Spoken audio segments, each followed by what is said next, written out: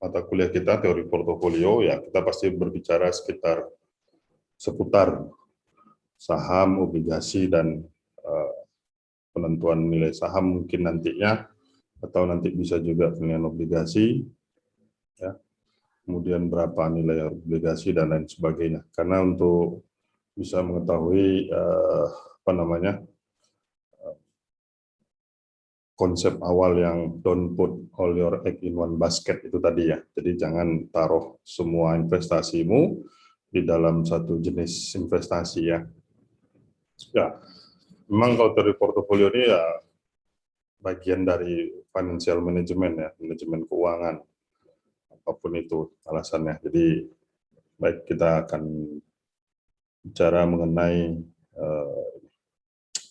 oh ya, sebelum saya mulai, beberapa hari yang lalu saya agak sedikit terganggu dengan salah satu grup di WhatsApp ya.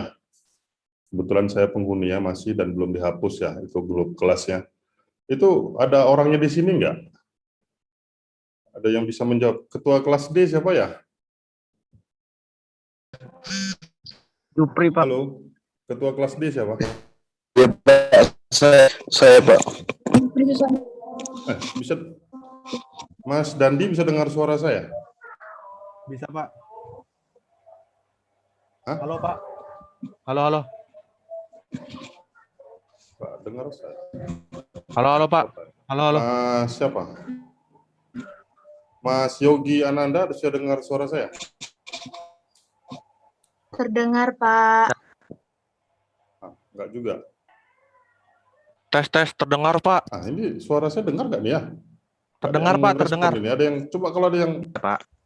Terdengar, Halo, Pak, Pak. Bisa Pak. terdengar dengan suara saya, jelas. telepon siapapun lah. Terdengar, Pak. Terdengar, Pak. Oh, Terdengar, terdengar. Astagfirullahaladzim. Maaf, volume laptop saya masih 0. Makanya saya nggak dengar suara. Maaf, saya salah. Kalau salah ya minta maaf. Ya, itu orang kelas D siapa? Ketua kelas D?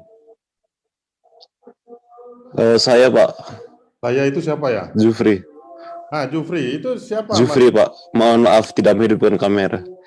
Iya, nggak apa-apa. Kenapa kameranya mau nggak hidup? Ya, nggak apa-apa. Saya pakai laptop tapi kameranya tidak ini. Iya. Support. Itu kemarin itu. Hah? Itu saya tidak tahu, Pak. Rupanya penyusup di kelas D. Penyusup ya. Penyusup. Kok bisa? Iya. Iya, jadi malam-malam waktu sekitar jam 9 saya udah tidur, kemudian baru sadar ada penyusup di grup itu. Kalau misalnya saya masih bangun, udah saya kick out atau blokir sekalian. Ya, saya bacanya paginya pas pada saat subuh itu. Iya Pak, sama berarti. Kok ada yang yang nggak sopan lah ya. Tapi kalau dilihat dari foto profilnya bukan mahasiswa UAD, Pak. Oh gitu.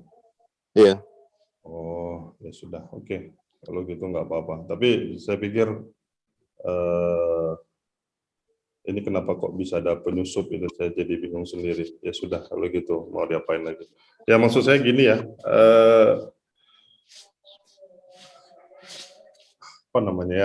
Kita ada etika ya, maksudnya etika di lingkungan dimanapun kita berada ya. Jadi memang kalau etikanya nggak ada sih ya agak sulit juga memang. Apalagi kita mahasiswa ya. Mungkin kecuali kita mungkin ya, saya berpikir agak sedikit ekstrim. Mungkin kalau ada grup kecil gitu, mungkin isinya 5 orang yang kita kenal persis gitu, tahu persis gitu, kenal baik gitu, 5 orang mungkin atau 8 orang ya.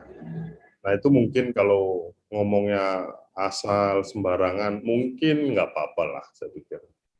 Tapi kalau kita ada di grup yang lebih besar gitu ya, yang kita hanya kenal secara nama, ketemu cuman ngobrol juga jarang gitu ya, mungkin sebaiknya jangan.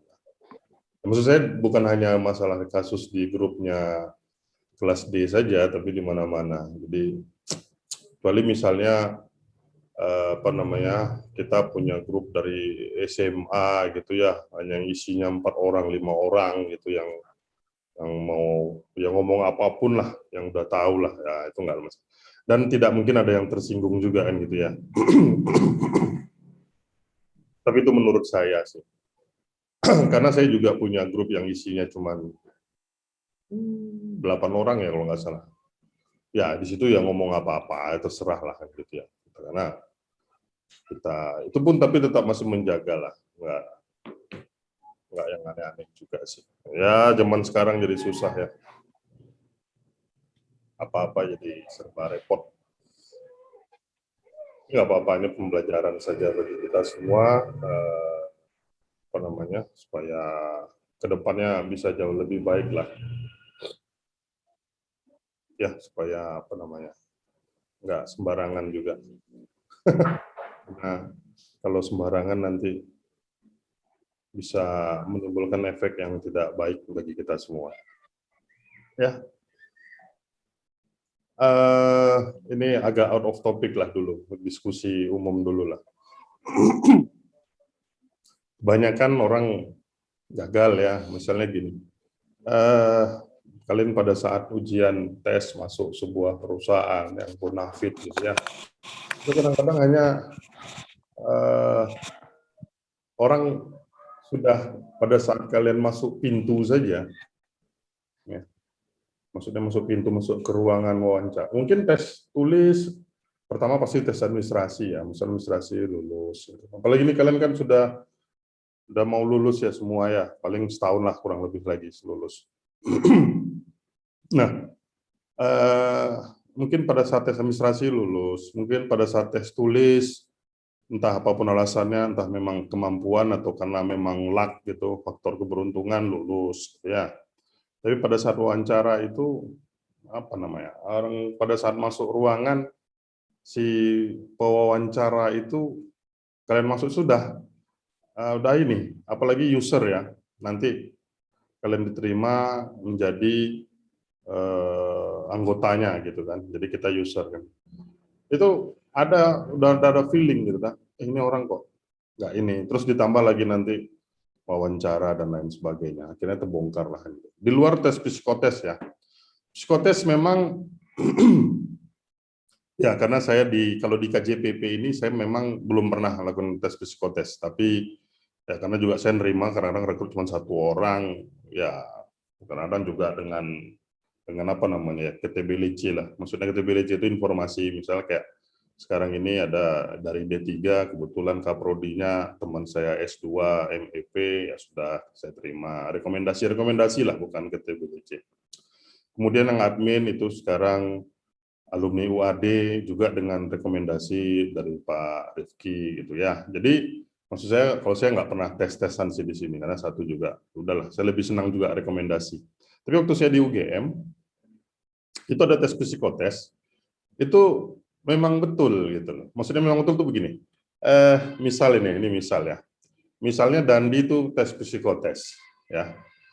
Nanti psikolognya menceritakan ke saya nanti hasil si Mas Dandi ini. Pak Yos, ini Mas Dandi ini orangnya ini kalau kerja nggak kuat, nggak tahan lama. Ya. Dia nggak tahan lama. Jadi endurance-nya itu nggak bagus gitu. Tapi dia bisa. Nah, maksudnya dia bisa menyelesaikan masalah tapi endurance nggak ada. Misal gitu. Atau bisa lagi misalnya ada disebutkan kayak kemarin Mas Dandi ini Pak Yos, dia endurance-nya bagus. Maksudnya itu dia kerja dari pagi sampai sore pun sampai malam pun tidak ada masalah. Tapi orangnya kurang teliti. Gitu. Ya. Nah, di psikotes itu sudah diceritakan itu. Nah, saya pernah dapat yang betul seperti yang dikatakan psikolognya. Jadi ini orangnya kerjanya endurance-nya bagus. Tapi dia nggak teliti. Jadi yang penting kerja gitu loh. Tanpa ketelitiannya ya nggak bagus lah. Dan itu memang benar terbukti. Pada saat saya rekrut dia jadi anggota saya, waktu itu jadi asisten saya, memang benar. Kalau kerja itu bisa dari pagi sampai malam itu nggak ada masalah sama dia gitu loh. Dan dia juga nggak mempermasalahkan. Tapi itu banyak salahnya. Maksudnya itu banyak salahnya itu dia nggak teliti. Nah, jadi ya itulah. Apalagi kalau kalian nanti terbiasa dengan apa namanya ya omongan-omongan, misalnya omongan di Facebook kah, di Twitter atau di Instagram atau di mana. Nanti itu pasti menjadi kebiasaan. Nah, pada saat tes itu nanti pasti keluar itu. Dan psikotes itu nggak bisa dibohongi. Itulah diri kalian sendiri. Saya nggak tahu itu ilmunya psikolog ya, bukan ilmunya kita ya. Tapi memang benar itu. Dan saya sudah beberapa kali membuktikan hal itu gitu. Jadi ini orangnya begini, ini orangnya begini. Memang terbukti di dalam pekerjaan nanti terbukti. Nah, biasanya saya sudah antisipasi kalau sudah hasil psikolog itu, Pak Yos, ini orangnya begini, ya sudah, nanti saya bisa antisipasi. Misalnya kayak endurance-nya nggak kuat gitu ya, maksudnya dia kerja paling tahan 2-3 jam saja. Gitu. Padahal masih muda ya. Kalau terus terang, sekarang saya kalau buat file Excel itu paling tahan mata saya cuma 1-2 jam. Ya, udah udah capek lah. Maksudnya ada capek itu kalau saya teruskan nanti saya nggak teliti gitu loh. Jadi saya nggak mau. Jadi kalau biasa 1-2 jam gitu udah selesai, saya ya main dulu atau apalah gitu loh. Nanti lanjut lagi gitu. Kalau ya 10 tahun yang lalu lah, 10 tahun yang lalu kerja dari pagi sampai malam, dari malam sampai pagi pun nggak ada masalah ya. Apalagi waktu saya kerja di Jakarta sekitar 17-18 tahun yang lalu. Itu kita kerja di Jakarta ya nggak lihat jam, ya masih sanggup dulu. Tapi kalau sekarang ya terus terang nggak, mungkin ya pengaruh usia ya. Mata juga ya, karena file Excel, ya kalau kalian saya kasih tahu, pekerjaan saya salah satunya menghitung harga pokok pelayanan di rumah sakit gitu ya. Kayak misalnya operasi usus buntu itu berapa biayanya, kemudian misalnya kalau operasi seksio berapa biayanya. Nah, itu kita menghitung cost of goods sold-nya itu. Nah, itu rumah sakit yang kecil, rumah sakit yang kelas C itu yang 100 tempat tidur itu aja, itu kita bisa ada sekitar 25-30 file, yang mana masing-masing filenya itu ada berkisar antara 8-20 worksheet. Ya. Dan itu saling tergabung semuanya. Nah, jadi itu butuh ketelitian yang tinggi, tapi endurance yang tinggi juga. Nah, jadi ya ini sekedar saya sharing saja sama kalian, maksudnya ya nanti di dunia kerja apa namanya ya orang memilih kita itu gampang gitu, maksudnya gampang supply demand-nya kan, supply-nya mahasiswa tiap tahun tamat berapa ribu orang gitu ya, jurusan IE ya ekonomi lah, ekonomi pada umumnya berapa kan gitu. Jadi kita memang fight ya, berjuang ya. Jadi ini sekedar apa namanya sharing session saya saja sama kalian supaya nanti bisa ada daya juangnya lah, ya, daya juangnya, daya apa endurance-nya, terus ya kalau saya memang nggak tahu nasib mungkin. Kalau saya memang dulunya tidak bercita-cita kerja di Jogja, dulunya. Tapi nggak tahu nasib memang. Yang namanya nasib itulah kita nggak tahu ya. Ternyata nasib membawa saya kembali ke Jogja lagi. Nah, karena saya sempat tamat S2 yang MM itu saya ke Jakarta 1,5 tahun. Ya. 1,5 tahun di Jakarta. Nah, nasib membawa saya lagi kembali ke Jogja. Ya, nasib, kenapa nasib? Karena memang nggak saya rencanakan. Jadi pada saat itu ada kondisi tertentu yang nggak bisa saya hindari. Ya, kemudian tiba-tiba ada penawaran mau nggak ke Jogja gitu. Ya, tapi kalau Jogja ini ya, kalau secara finansial kecil ya, jadi jangan berekspektasi terlalu besar ya kalau di Jogja ya. Ya maksud saya dulu saya di Jakarta digaji sekian lah, X gitu ya. Sampai di Jogja saya hanya digaji 1/3 X. Ya. Jadi saya hanya digaji 1/3 yang saya terima di Jakarta. Ya nggak apa-apa. Tapi pada saat itu karena memang udah pikiran udah butek gitulah. Akhirnya ya itu, nah itu yang namanya nasib membawa kembali ke Jogja. Akhirnya ya jadi orang Jogja. Ketemu jodoh di Jogja ya udah selesai. Ya, jadi kalau kita dulu pengennya sih di Jakarta. Oke, jadi mungkin itu saja sih saya ngasih apa namanya ya pandangan lah atau diskusi supaya karena kalau saya sih berpikir dari dulu kalau kuliah ini bisa dipelajari, tapi kalau watak mental itu nggak bisa dirubah tapi bukan dirubah dalam waktu singkat gitu loh. Nah ini yang watak kita ini yang harus kita sikap kita yang harus kita memang harus perbaiki ya. Ya kalau mahasiswa sih saya 5,5 tahun jadi mahasiswa S1 dulu. Lama Pak, ya lama. Oke, baik kita mulai kuliah kita saja. Maksudnya dari tadi sudah mulai, tapi maksudnya untuk materinya ya. Jadi ini materinya kemarin saya sudah diskusikan dengan Pak Rifki. Ini materi dari SPM ya, Sekolah Pasar Modal. Ini saya nggak ada hapus-hapus apa namanya slide-nya ya. Ini yuk nabung saham ya gitu ya dari Clearing Penjaminan Efek Indonesia, IDX, Indonesian Central Securities ya. Kemudian ya, jadi ini saya nggak ada menghapus-hapus, ini memang materi dari mereka dan ini yang perlu kalian ketahui sebenarnya ya, karena memang di pasar modal itu apa namanya hal-hal yang menarik ya. Ya kalau yang beranggapan apa namanya pasar modal tidak menarik ya, mungkin setelah kuliah sore hari ini bisa berubah pikiran ya. Saya dulu waktu kuliah di MM pernah bercita-cita menjadi fund manajernya ini, jadi investment manajernya, ya pernah pengen gitu loh. Jadi pengen jadi orang yang berkecimpung di bursa, tapi nggak jadi waktu itu. Tapi nggak jadi kenapa saya juga lupa kenapa ya. Tapi pada saat kuliah itu terpikir pada saat itu ya.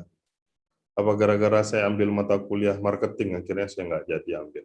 Ya, ini sekolah pasar modal level 1 ya. Kita cukup sampai level 1 saja. Ini juga materi udah cukup banyak.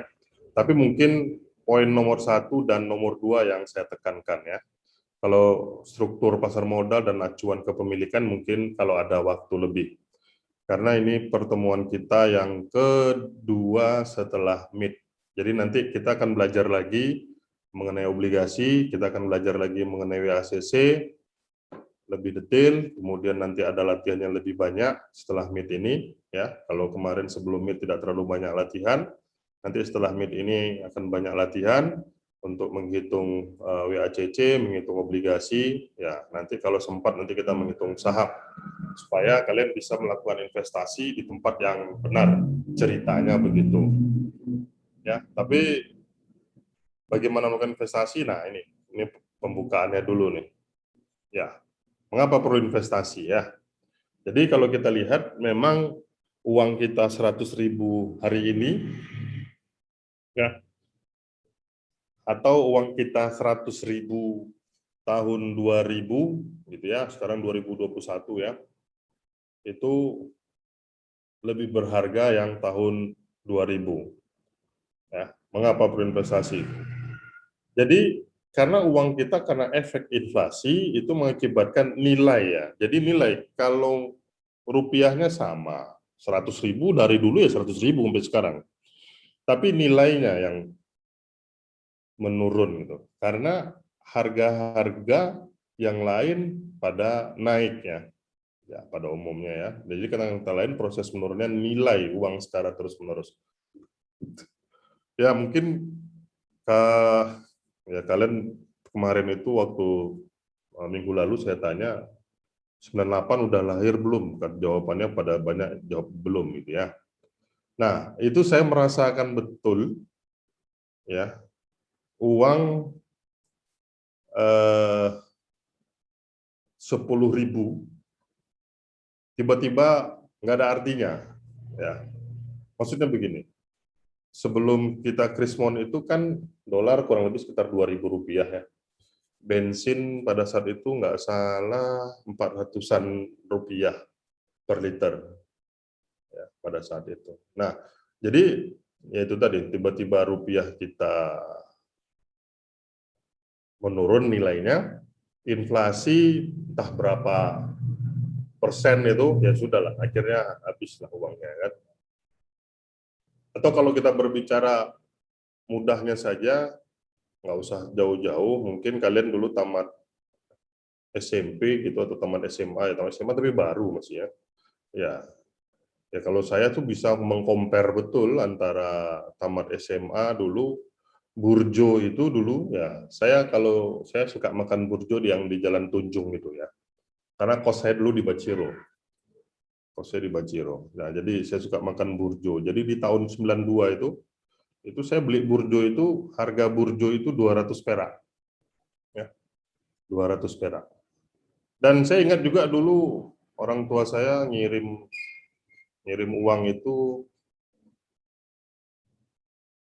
2 kali tahapan. Maksudnya 2 kali tahapan itu awal bulan dan mau akhir bulan. Jadi tanggal-tanggal 20 dia kirim lagi. Karena dia tahu kalau dikirim sekaligus pasti habis.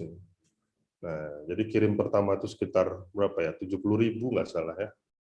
Yang tahap kedua itu 30.000. Jadi ya 70.000. Tapi dulu saya dengan uang 70.000 saya bisa makan, nonton ya, di Empire itu ya.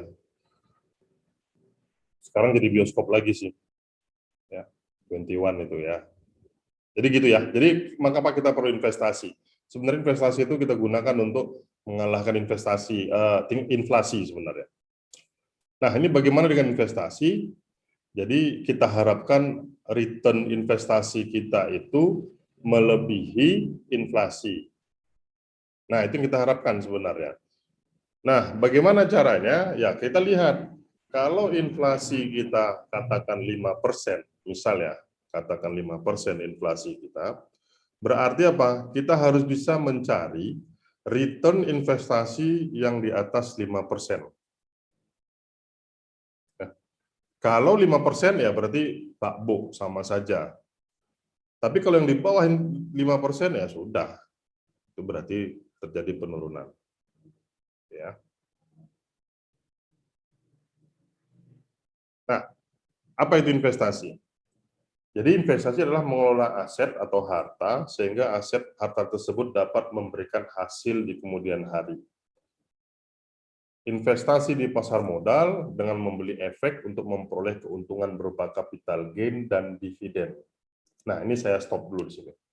Jadi begini, kalau orang berinvestasi, dia ada yang mengharapkan capital gain. Capital gain itu apa? Selisih pada saat dia beli dan dia jual.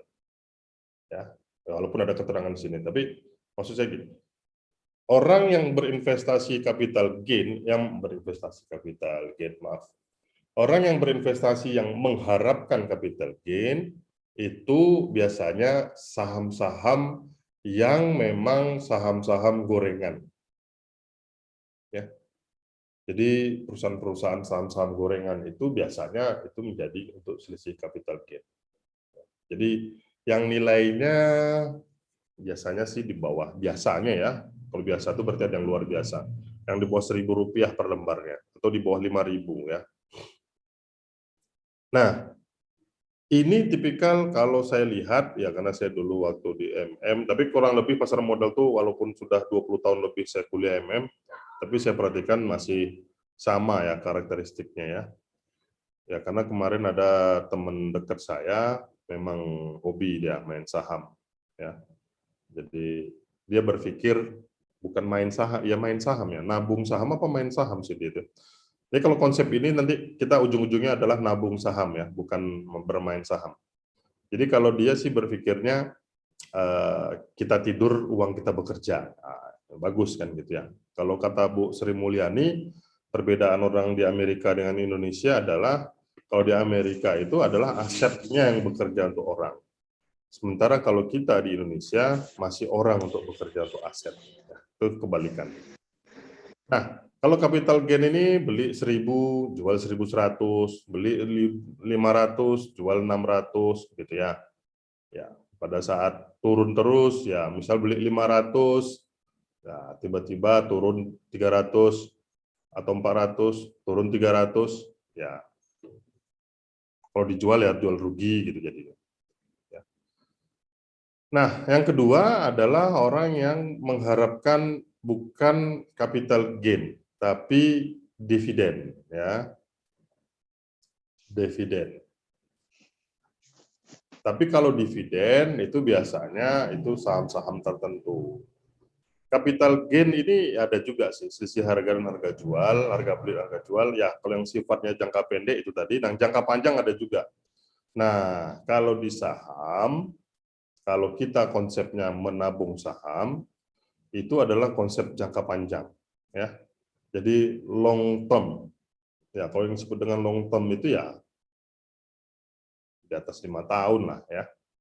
Jadi kita lihatkan contohnya. Jadi investasi ini ada dana tentunya, kemudian wahana, investasi tempatnya, terus tujuan kita apa untuk melakukan investasi, apakah nanti kita mau ngambil capital gain atau dividen nanti, kemudian jangka waktunya yang perlu kita lihat, ya kalau investasi saham tuh pada umumnya itu jangka panjang, terus keuntungan kita mau melihat kalau saham itu memang kalau berdasarkan beberapa teori dan hitung-hitungan pun sebentar kalau mau tanya. Berdasarkan teori dan untung-untungan pun, yaitu biasanya itu lebih besar daripada inflasi ya, dan lebih besar daripada tingkat deposito ya. Jadi itu besar. Kemudian terakhir risiko, risk ya ini yang perlu kita pertimbangkan.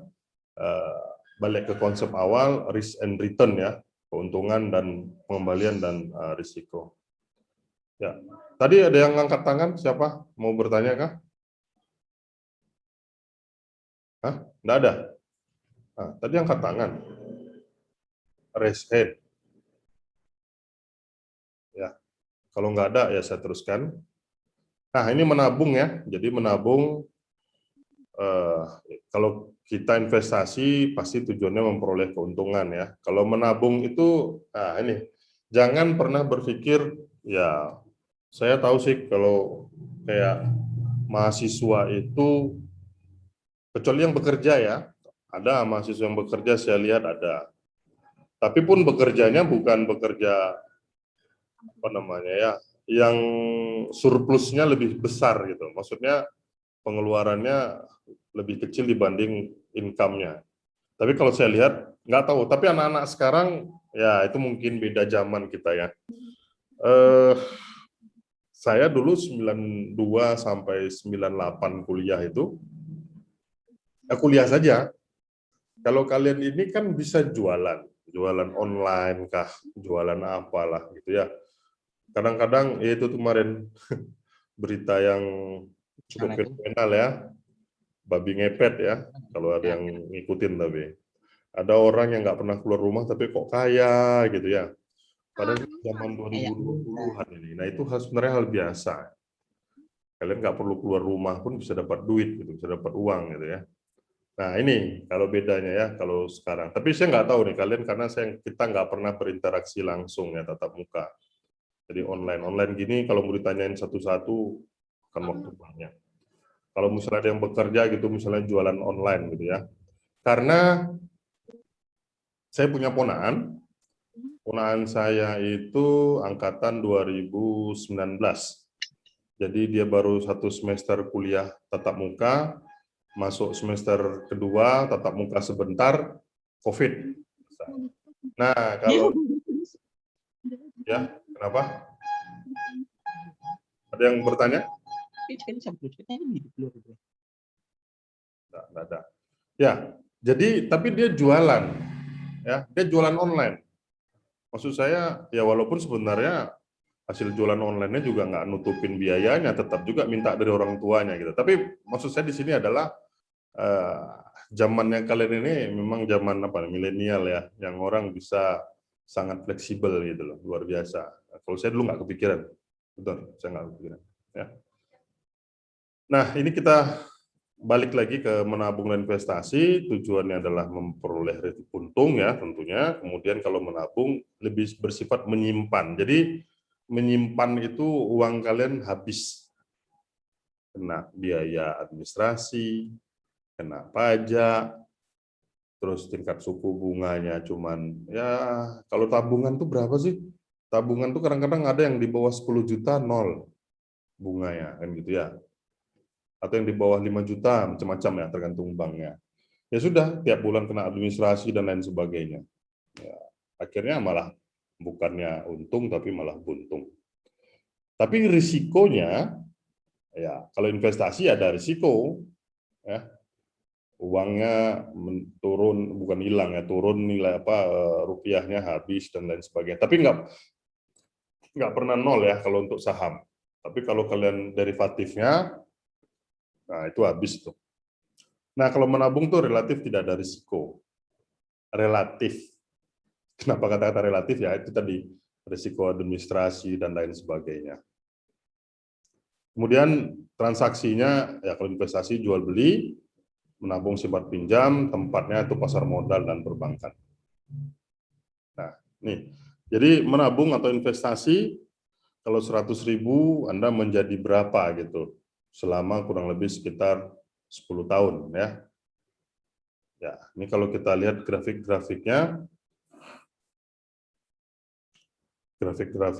mulai dari tabungan ya, deposito, emas. Ya, emas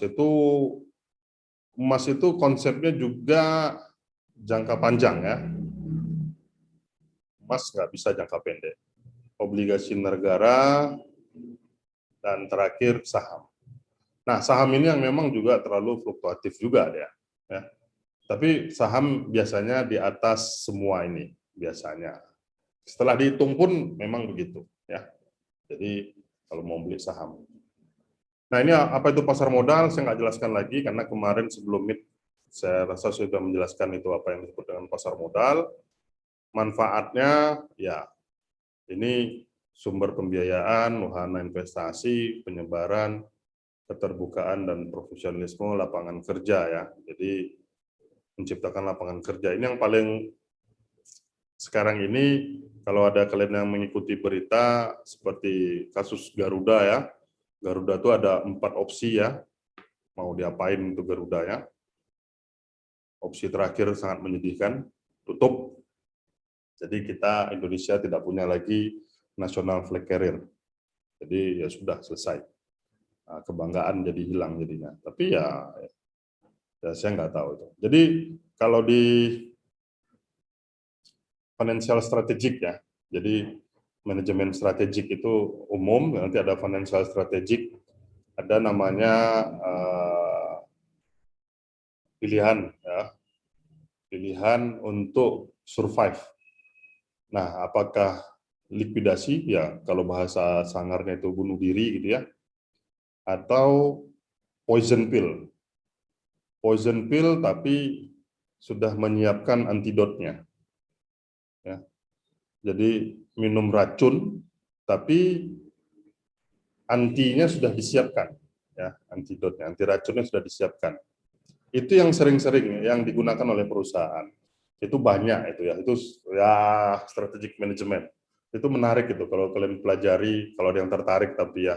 Tapi kalau kalian ini EP saya nggak tahu apakah bisa sampai ke sana itu. Kalau manajemen harusnya belajar.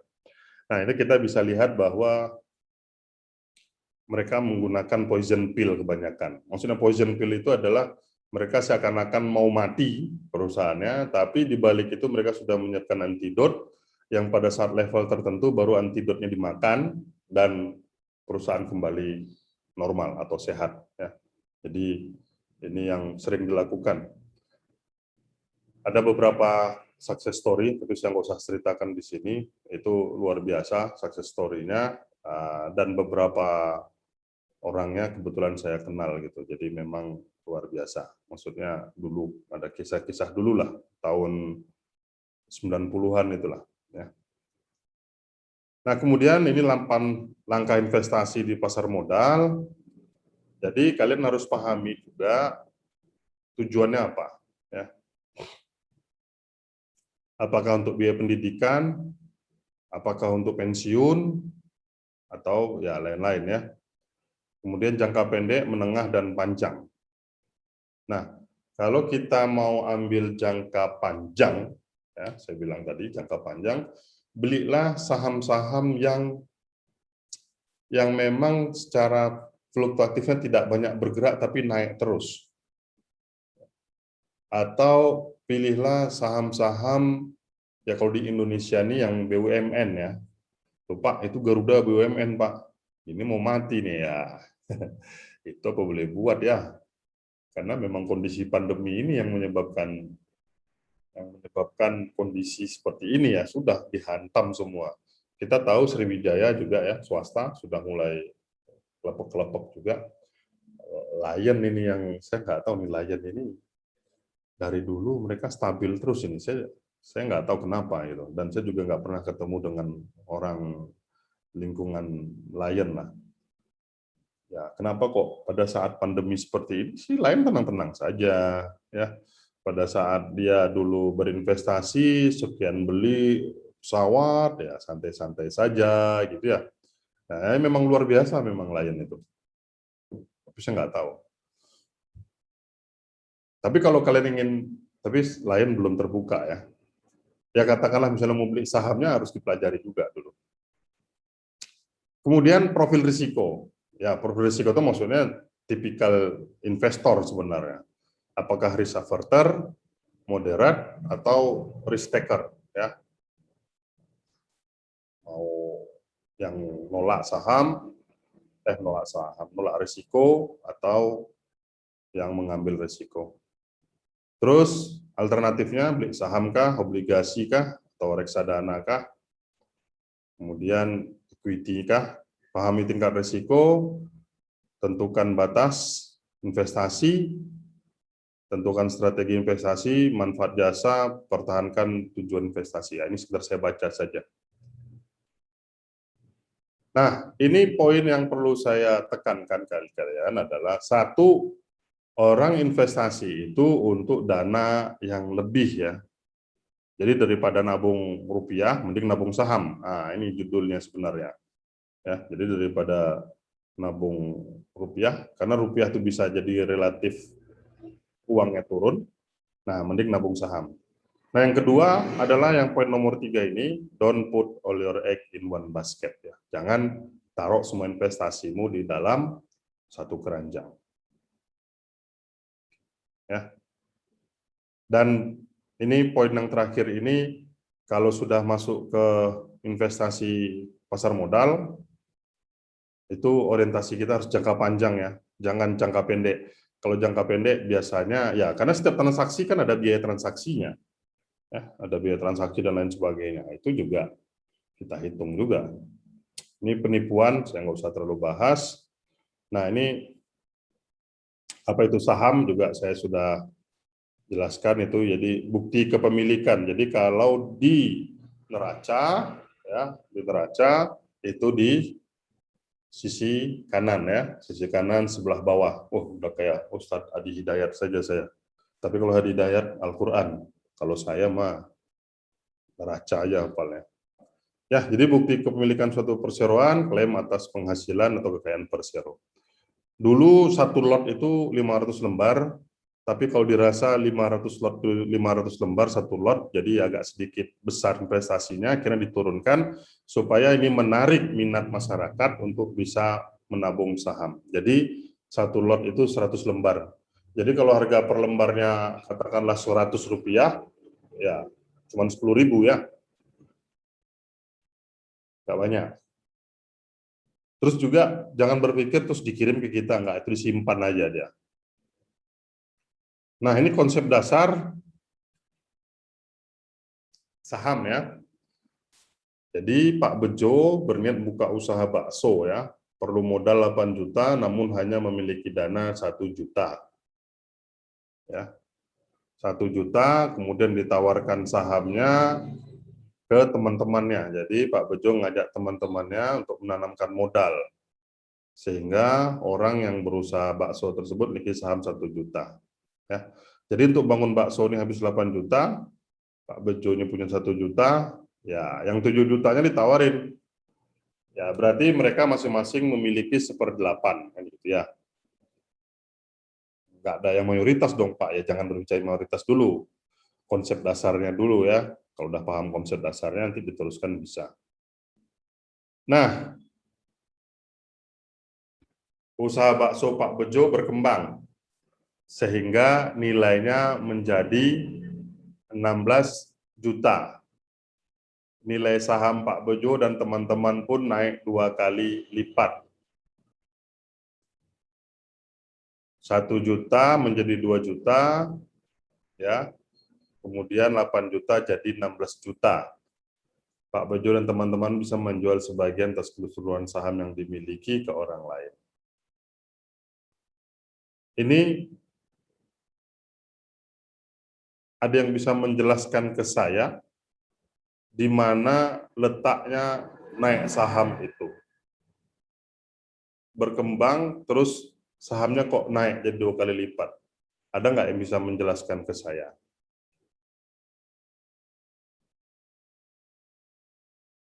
Hah? Ada? Jadi Pak Bejo tadi 8 juta ya, kemudian berkembang jadi 16 juta. Maksud saya, coba jelaskan di financial statement-nya. Siapa yang bisa? Kira-kira paham nggak apa pertanyaan saya? Kan dari 8 juta nih. 8 juta itu ada di sisi mana kalau di neraca? Kusna Ari, bisa nggak jawab? Delapan juta itu kalau di neraca dia ada di mana?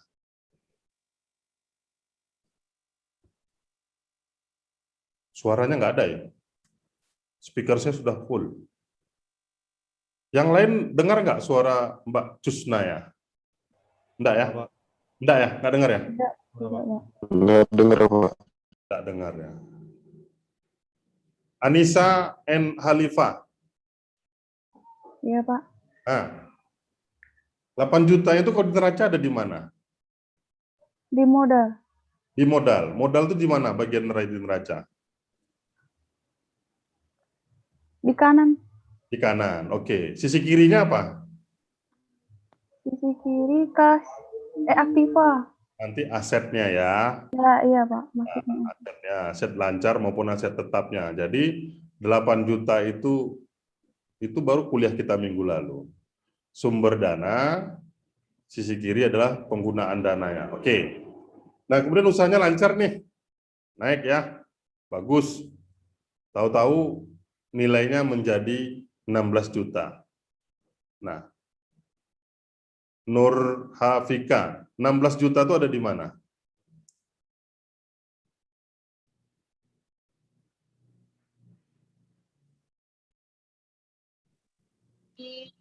Modal, Pak. Iya, di modal. Kok bisa jadi 16 juta? Itu yang minta saya, bisa enggak kalian jelaskan? Usahanya kan berkembang nih, kan gitu ya. Terus modalnya jadi 16 juta. Di mana? Di modal Pak, benar jadi 16 juta ya. Kenapa?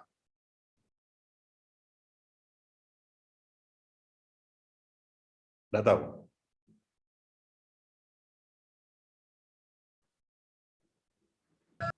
Oke, Intan Wahyuni bisa jelasin?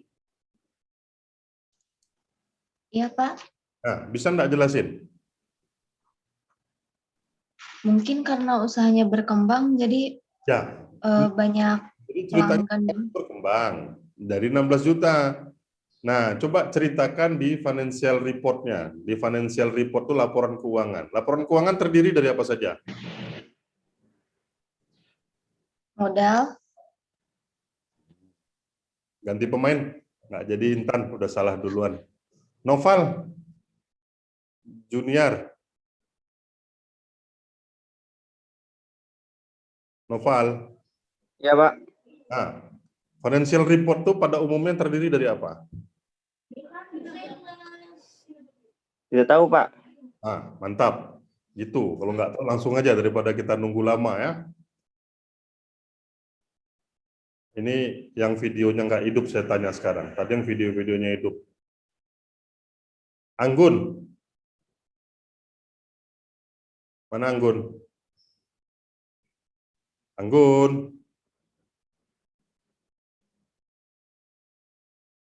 Anggun.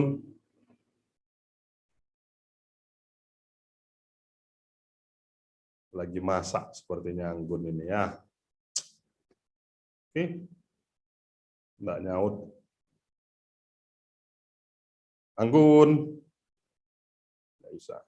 Intan Kumalasari mana? Intan Kumalasari. Iya, Pak.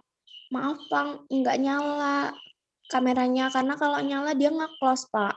Nggak kuat. Oh, ya sudah. Financial report itu pada umumnya terdiri dari apa? Nggak tahu, Pak. Nggak tahu. Ya. Diki mana Diki?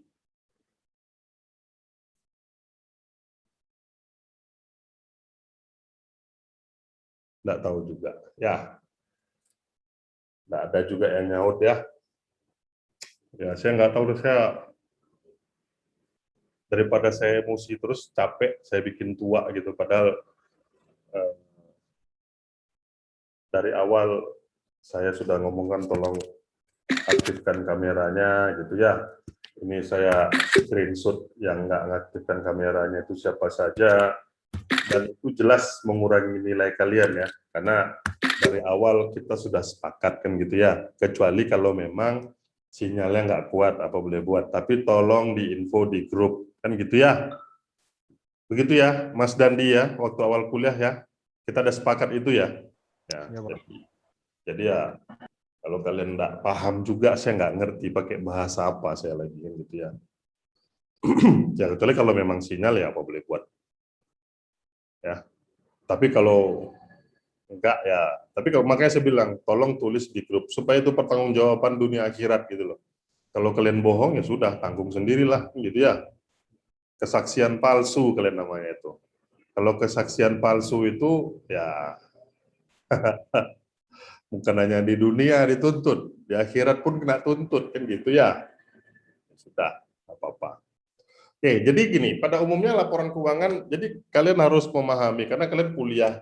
Karena saya perhatikan, walaupun kalian jurusannya IE gitu ya, ilmu ekonomi, tapi kalau kalian saya perhatikan mata kuliah kalian tuh ya nggak tahu ini entah pilihan atau wajib ya, saya nggak tahu. Tapi kayak kuliah manajemen keuangan, analisis laporan keuangan, investasi, teori portofolio gitu loh. Jadi saya pikir kalian juga harus memahami holistik ya, secara keseluruhan. Nggak bisa sepotong-sepotong, karena kalau sepotong-sepotong saya malah kasihan sama kalian, nanti nggak paham. Jadi pada umumnya laporan keuangan itu terdiri satu dari laporan posisi keuangan. Ya, laporan posisi keuangan itu sama dengan neraca. Yang kedua, laporan laba rugi atau bahasa ininya Inggrisnya income statement. Ya, kalau itu di for profit organisasi. Kalau yang not for profit organisasi itu menjadi laporan aktivitas. Ya, isinya sama. Kalau tadi, mohon maaf saya agak mundur sedikit, laporan posisi keuangan terdiri dari aset dan kewajiban dan modal. Aset di sisi kiri, kewajiban dan modal di sisi kanan. Aset sebagai penggunaan dana, kewajiban dan modal sebagai sumber dana.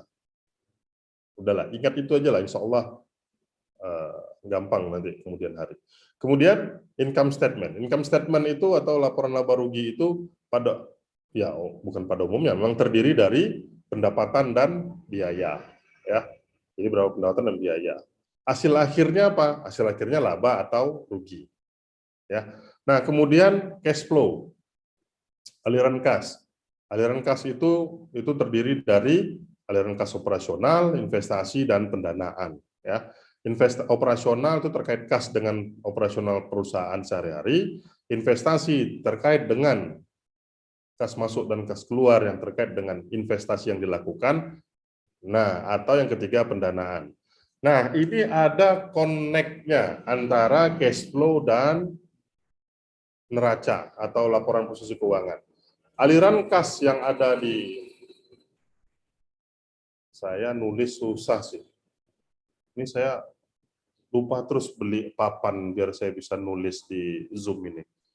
Nanti saya gimana caranya ingatlah beli, nggak mahal kok, cuman 400.000. Ada juga yang 8 juta, ada juga, tapi beli yang murah aja lah. Ya, lupa saya. Jadi gini, kalau kalian besok pertemuan yang akan datang mau bertanya lagi, ya silakan nanti saya jelaskan. Tapi sekarang saya gambarkan gini, kalau cash flow operasional itu termasuk aset lancar dia berarti, dan kewajiban lancar. Nah, ini umumnya dikenal adalah modal kerja, working capital. Kalau dia investasi, nah, investasi dia terkait dengan aset tetap. Jadi akun-akun di aset tetap itu pasti berubah. Nah, di sisi kanan dia pasti itu kan penggunaan dana. Sumber dananya dari mana? Ya kalau nggak dari modal, dari kewajiban jangka panjang. Karena nggak mungkin kewajiban jangka pendek untuk membiayai kewajiban jangka panjang. Itu bisa ruwet urusannya. Nah, yang terakhir aktivitas pendanaan. Aktivitas pendanaan itu ada di kewajiban dan modal, ya, pendanaan. Jadi itulah hubungan satu dengan yang lainnya. Nah, pada umumnya 3 itu ya, nanti ada CALK, ada laporan perubahan ekuitas, ya, macam-macam. Tapi pada umumnya 3 itu saja. Neraca, laba rugi, aliran kas. Ya.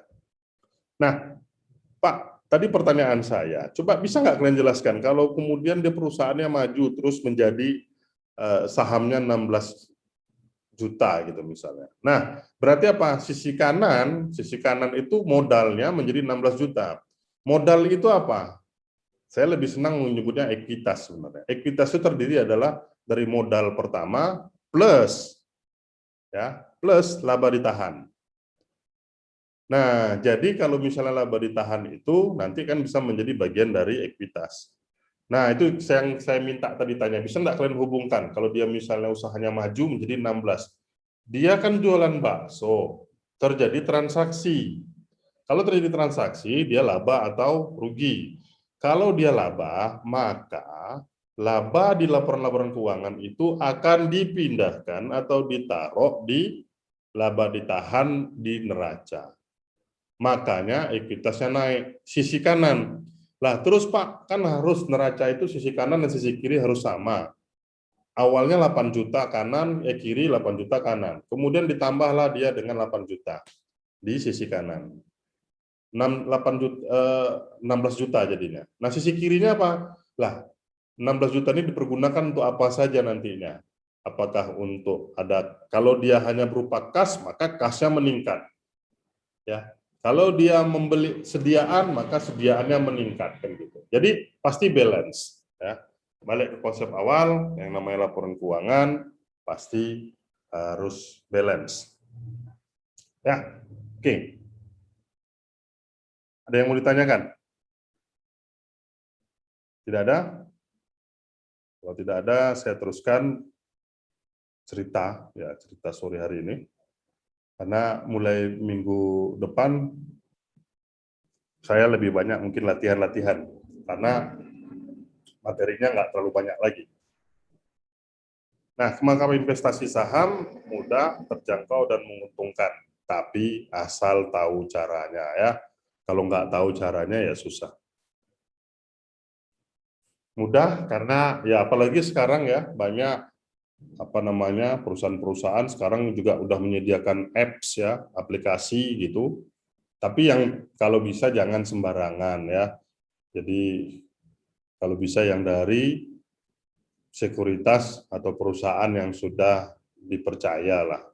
Atau minimal, walaupun tidak bisa dipercaya, minimal yang terdaftar di OJK. Jadi jangan melakukan investasi di saham yang tidak terdaftar. Terjangkau dan menguntungkan ya. Ini contohnya kalau kalian bayangkan saja ya tahun 93 itu ini sekedar ilustrasi saja. Tahun 93 kalau beli motor Tiger dulu 7,8 juta ya. Ya, pada saat itu 93 saya tingkat 2 ya. Astrea Star ada Astrea Star ya, motor Astrea Star itu 2.400.000. Kenapa saya tahu? Karena saya beli tahun 93 motor Astrea saya dulu itu. Sekarang nggak tahu tadi mana, ada dijual sih. Ya, kalau kita beli saham, maka saham Astra ya, Astra perusahaan Astra itu kodenya kan 4 letter code-nya kan ASII ya. Itu dapat 5.045 lembar.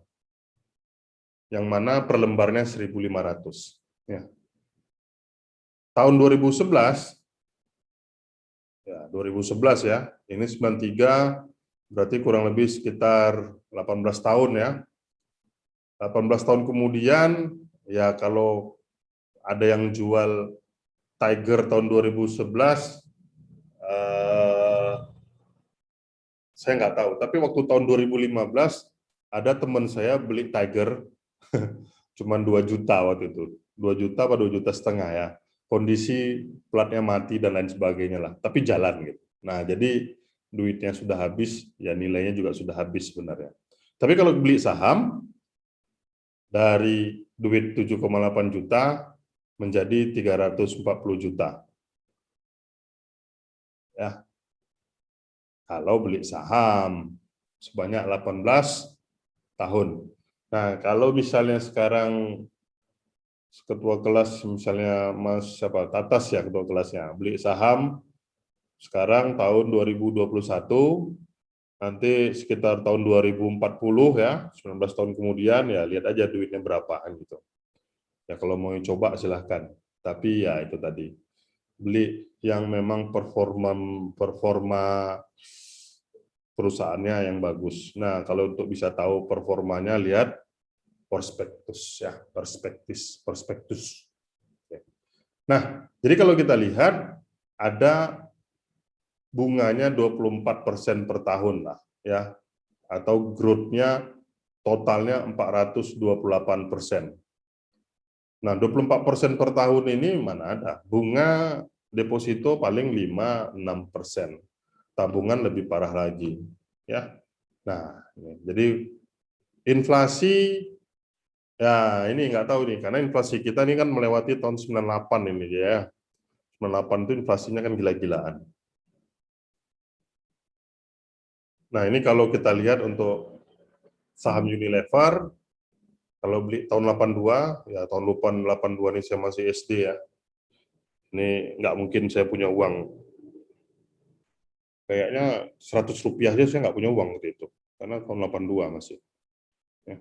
Ini kalau beli 9,2 juta lembar saham, jadi tahun 82 Unilever itu IPO ya, initial public offering, penawaran saham perdana umum, sebanyak 9,2 juta lembar saham, harganya waktu itu 30 rupiah.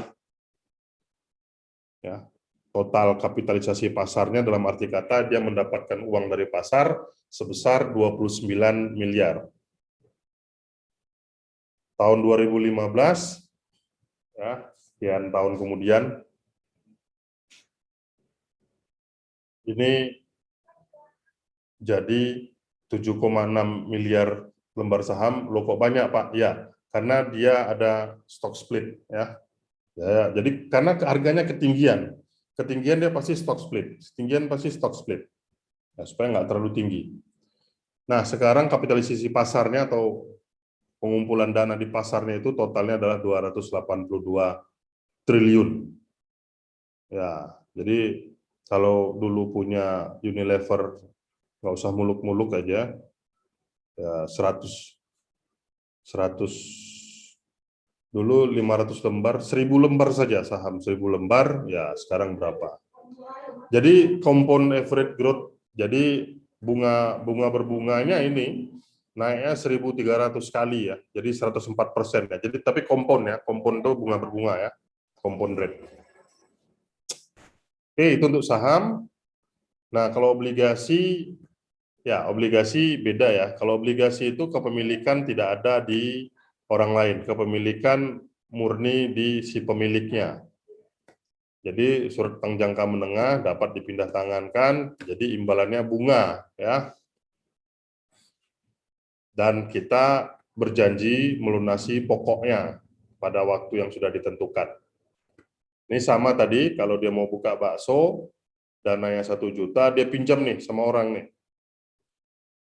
Pinjam sisanya 7 juta, dan kemudian Pak Bejonya menjanjikan akan memberikan bunga ya di luar pokoknya. Ya, itu aja. Kalau reksadana ya sama, tapi ini dia lebih ramai-ramai. Ya, jadi lebih ramai-ramai, tidak sendirian. Ini exchange trade fund, jadi ini diversifikasi pemilikan saham dengan memiliki satu exchange trade fund. Jadi ini juga penggabungan juga dari dana-dana. Nah, ini kita berbicara kemarin saya katakan indeks saham kita, indeks saham gabungan ya, IHSG ya, itu nilai saham sebenarnya berapa persen naiknya. Itu kalau non sektoral, jadi 15 indeks saham, jadi ada IHSG, LQ45. Nah, yang biasanya kita cuma lihat IHSG dan LQ45. Kalau Pevindo ini ya perusahaan penjamin efek juga ya kayak, atau pemeringkat efek, pemeringkat nggak salah, bukan penjamin, pemeringkat. Jadi yang memperingkat efek-efek yang ada di bursa, ya 25 dan lain sebagainya. Nah ini sektoral, agriculture, mining, basic. Nah kalau kita penilai, kalau yang kalian mau jadi penilai, pada umumnya kita lihat adalah properti dan real estate ya. Nah sektoral. Jadi kalau kita nanti ada pertemuan selanjutnya, nanti menghitung WACC untuk perusahaan properti. Jadi kalau ada 50 perusahaan properti ya kita hitung semuanya. Ya. Ini indeks saham tadi sudah saya katakan nilai pasar dibagi nilai dasar. Jadi nilai pasar sekarang dibagi nilai dasar. Jadi kalau indeks saham misalnya sekarang 5.000, itu sebenarnya sudah 5.000 ya kan gitu kan. Naiknya kan gitu. Nilai pasarnya 5.000 kali daripada nilai dasarnya. Jadi kalau mau investasi ya jangka panjang. Oke, itu nanti ya kalau ini bagaimana informasinya, nanti ini saya berikan aja materinya nggak apa-apa. Tapi saya cukup menjelaskan sampai saham dan obligasi saja. Oke, ada pertanyaan sampai di sini? Pak mau nanya Pak. Ya. Siapa? Yang Yogi Pak. Aha, Yogi. Itu Pak terkait tadi Bapak kan bilang kalau misalnya kita punya 5.000 terus naiknya juga 5.000. Itu maksudnya dalam jangka waktu tertentunya gimana Pak? 5.000 naik 5.000 maksudnya gimana nih? Saya bingung. Itu kan tadi ada rumusnya Pak dikali 100 itu. Artinya kan apa? Oh enggak, itu IHSG. Jadi IHSG itu kalau kita lihat kan sekarang di angka nggak tahu. Berapa sih sekarang IHSG, ada yang tahu? Bentar, saya buka handphone saya saja. Jangan cuma 6.000-an, Pak. Jangan cuma handphone aja yang pintar. 6.000 ya? Bisa lihat? JKSE ya? Bisa lihat? Ya, bisa nggak bisa, anggap aja bisa. JKSE. Jadi 6.000. Maksudnya 6.000 itu 6.000 kali sudah kenaikannya. Jadi kalau kamu punya, tapi itu dari tahun pertama bursa. Ini kan IHSG ini kan indeks harga saham gabungan, ya. Jadi bukan indeks harga satu saham, tidak. Jadi indeks harga saham gabungan. Jadi semua berapa ratus ya? 600-an enggak salah, 600-an perusahaan. Mulai dari berdirinya bursa efek sampai sekarang itu sudah terjadi 6.000 kenaikan. Ya. Kalau kalian lihat Dow Jones, ya, bisa lihat nggak Dow Jones?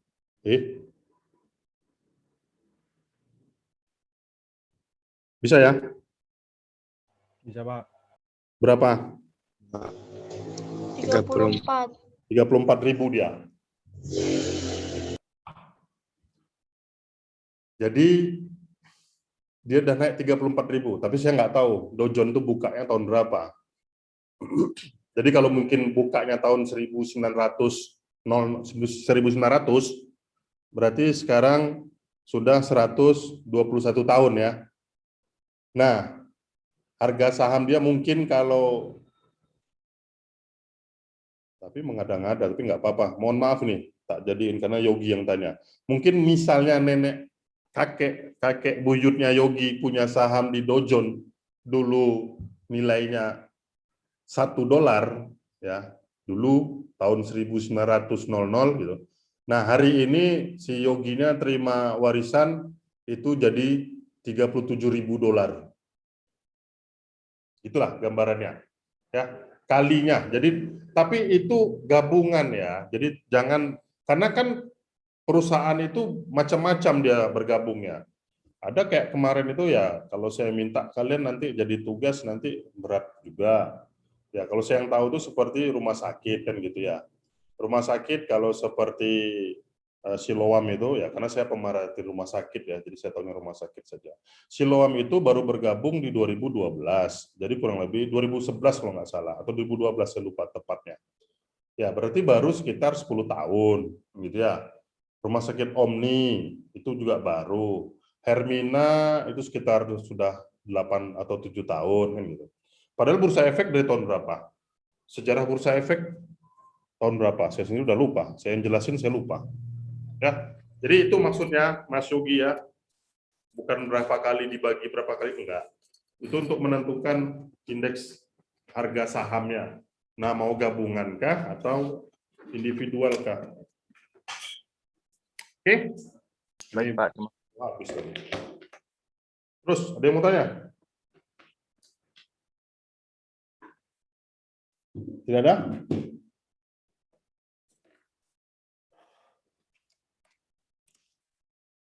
Ya, kalau tidak ada, ini supaya besok minggu depan kita lebih interaktif, materi besok kita adalah WACC ya, Weighted Average Cost of Capital. Kemarin kita sudah bahas sebelum MIT, nah tapi ini nanti akan saya bahas mengenai untuk penilaian WACC perusahaan tertutup. Karena kita mengambil dari beta, tetap beta. Beta itu resiko ya. Jadi beta leverage, kita unleverage-kan dulu, kemudian kita leverage-kan lagi. Nah, apa tuh leverage, unleverage? Ya, kalau kalian mau baca-baca dulu menjelang minggu depan, silakan.